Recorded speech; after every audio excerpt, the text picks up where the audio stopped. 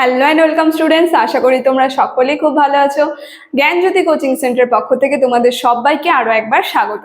তো আমি মীরা ম্যাম, আমি আজকে তোমাদের বাংলা বিষয় থেকে আবার একটি নতুন টপিক নিয়ে চলে এসেছি। দেখো, আজকে যেটি নিয়ে আমি তোমাদের সঙ্গে আলোচনা করব সেটা আমি বোর্ডে লিখে দিয়েছি। দেখো, তোমাদের যে বৈষ্ণব পদাবলী আছে, সেই বৈষ্ণব পদাবলী থেকে একটি পদ, সেই পদটা হচ্ছে যে এ সখী হামারি দুঃখের নাহি ওর।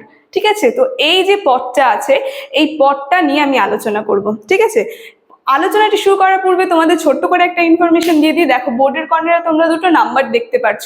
এটা হচ্ছে আমাদের Gyanjyoti coaching centre official helpline number. এখানে কিন্তু তোমাদের অনলাইনে ক্লাস করানো হয়, তার সঙ্গে তোমাদের নোটস দেওয়া হয়। তো তোমরা যারা যারা আমাদের থেকে নোটস পেতে চাচ্ছ বা আমাদের সঙ্গে অনলাইন ক্লাসে যুক্ত হতে চাচ্ছ, তারা কিন্তু উপরে দেওয়া এই নাম্বার দুটির সঙ্গে যোগাযোগ করে আমাদের সঙ্গে যুক্ত হয়ে যেতে পারবে। ঠিক আছে, তাহলে আমি আমার আলোচনাটি শুরু করছি।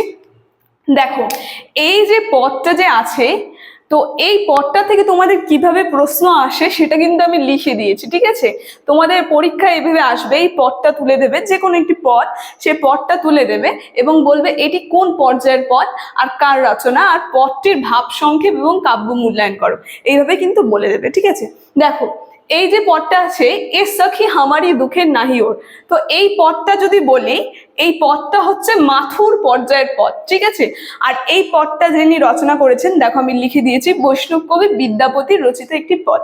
তো মাথুর পর্যায়ের পদটা আসলে কি? এই যে এই প্রথম প্রশ্নের অ্যান্সারটা কিন্তু আমি বলে দিলাম। এখন দ্বিতীয় প্রশ্নের অ্যান্সারটা নিয়ে আমি আলোচনা করব, যে পদটির ভাব সংক্ষেপ।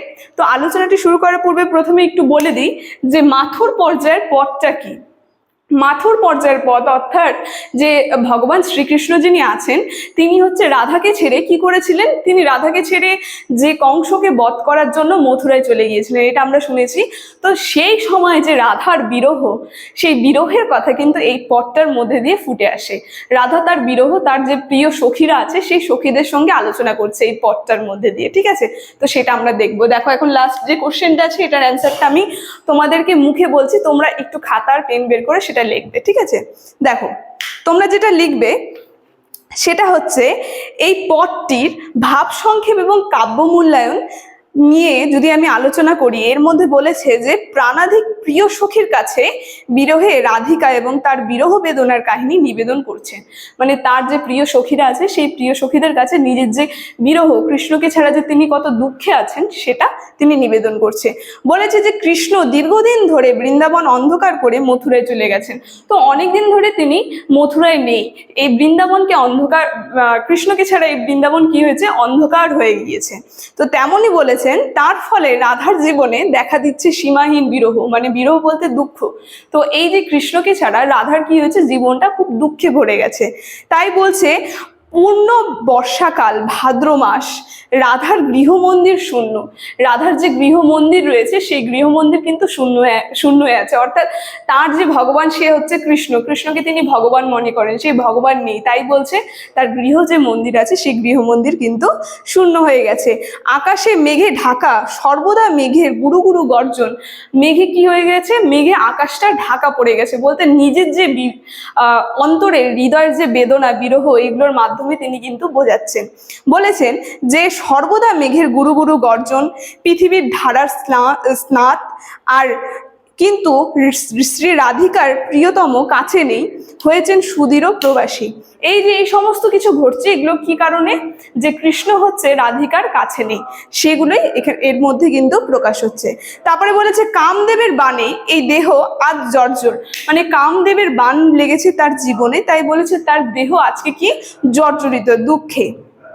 বলেছে যে মেঘের ডাকে মিলন পিপাসু ময়ূর ময়ূরী আনন্দে নেচেছে ভেকের মতো ডাহুকি কলবরে মুখর। ঠিক আছে, তো বলেছে প্রাকৃতিক যে জগৎ, এই জগতের আনন্দ রস ঘন মুহূর্তে রাধার হৃদয় বিদীর্ণ হয়েছে। বিদীর্ণ বলতে দুঃখে ভরে গেছে। ঠিক আছে, তো দিক দিগান্তর অন্ধকার, ঘোর অন্ধকার, আকাশের বুকে ঘন ঘন বিদ্যুতের চমক দিচ্ছে। কবির প্রশ্ন যে কৃষ্ণবিহীন রাধার রাত কাটবে কি করে।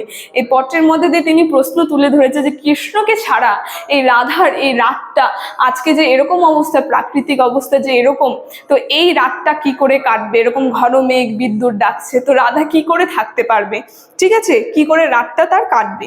তো এই পটটিতে বিদ্যাপতি শ্রী রাধিকার যে হৃদয়ের বেদনা এমনভাবে রূপায়ণ করেছেন যে পাঠকের হৃদয় উন্মাদ করে সৃষ্টি করে। দেখো এখানে হৃদয়ভেদী যন্ত্রণা এবং রসাবেশ, এই পটটার মধ্যে আমরা কি দেখবো, এই পটটার মূল বৈশিষ্ট্য হচ্ছে হৃদয়ভেদী যন্ত্রণা এবং তার যে রসাবেশ আছে, মানে কৃষ্ণকে ছাড়া যে তার বিরহ, এইটা কিন্তু এই পটটার মধ্যে ফুটে উঠেছে। ঠিক আছে, তো এই পটটিতে আমরা দেখবো যে অলৌকিক বেদনার চেয়ে লৈকিক আবেদনই প্রাধান্য দেখা যায়। ঠিক আছে, যে অলৌকিক যে বেদনা আছে, মানে যেগুলো ভাবা যায় না, তো সেগুলো থেকে লৈকিক বেদনা বলতে বর্তমানে যে মিল, একজন প্রেমিক প্রেমিকাকে ছাড়া যে দুঃখ কষ্ট যে থাকে, তো সেই দুঃখ কষ্ট সে সমানভাবে কি করছে, মিলিয়ে দিচ্ছে, অলৌকিক থেকে কি করছে, লৈকিকে পরিণত করছে, মানে বাস্তব জীবনের সঙ্গে ফুটিয়ে তুলছে। ঠিক আছে, তো তাই বলছে শ্রী রাধিকার অনিবার্জনীয় মানসিক উদাভাস কিন্তু এই পটটির মধ্যে ভিন্ন ভিন্ন মাত্রায় সংযোজিত হয়েছে।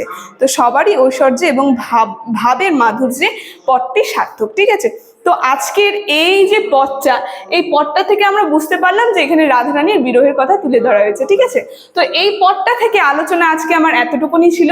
আলোচনাটা আমি এখানেই শেষ করছি। ভিডিওটি যদি তোমাদের ভালো লেগে থাকে অবশ্যই like, comment, share and subscribe করে দেবে। Thank you.